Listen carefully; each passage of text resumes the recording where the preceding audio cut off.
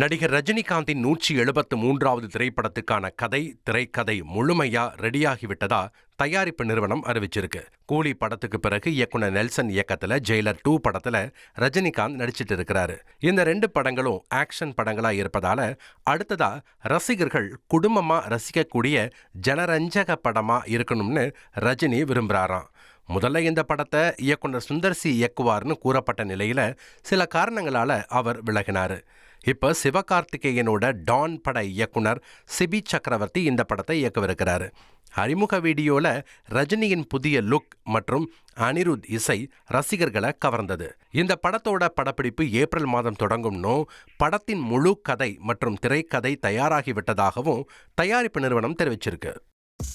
Cinema உலகை frame by frame படம் பிடித்து காட்டும் தந்தி சினிமா சேனலை இப்போவே சப்ஸ்கிரைப் பண்ணுங்க.